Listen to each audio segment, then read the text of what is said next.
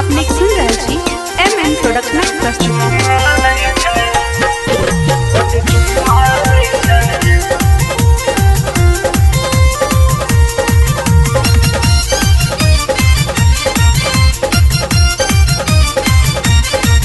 कत जाय है गोर की से जिकागे कत जाय है 76 से जिकागे हाँ से जिकागे रोजे चुम्मा ले छा जाइए से टिकागे रोजे चुम्मा ले छा विक्रम से टिकागे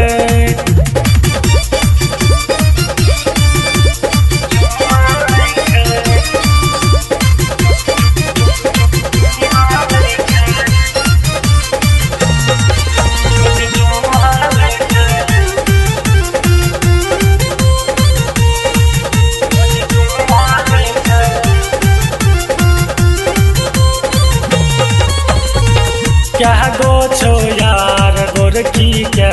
गो भातार गे लागल छो अखन तोरा प्यार के बोखार गे प्यार के बोखार गे क्या गो छो यार 76 क्या गो भातार गे लागल छो अखन तोरा प्यार के बोखार गे कमी राखही नहीं जवानी बुझी झाप कागे कमी राखही नहीं जवानी बुझी झाप कागे हाँ झाप कागे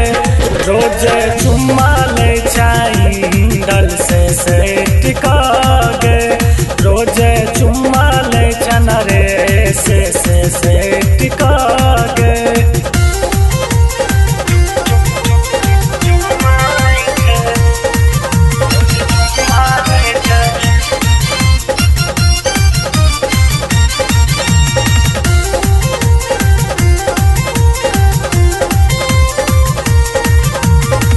हरदम पान तोहर काने तर रहै छो एगो रखै छो तो एगो के आबै छो हरदम पान तोहर काने तर रहै छो एगो रखै छो तो एगो के आबै छो क्या गो के तू रखै हथरो होल्ड कागे क्या गो के तू रखै पत्थर की होल्ड कागे हाँ होल्ड कागे रोजे चुम्मा ले छा कुंदन से टिकागे रोजे चुम्मा ले छा राके से टिकागे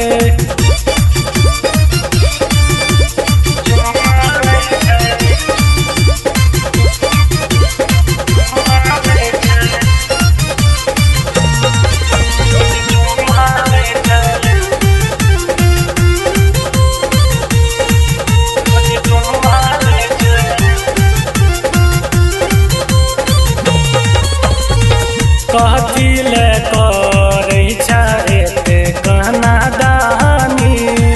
कहतर शंकर के बने जो जानानी कहती ले करे छे कहना दानी गायक संतोष के बने जो नहीं रानी तोरा देबो है गोर की सब कुछ कीन कागे तोरा देबो है गोर की सब कुछ कीन कागे हाँ कीन कागे रोजे चुम्मा ले छमन जाइए से टिकागे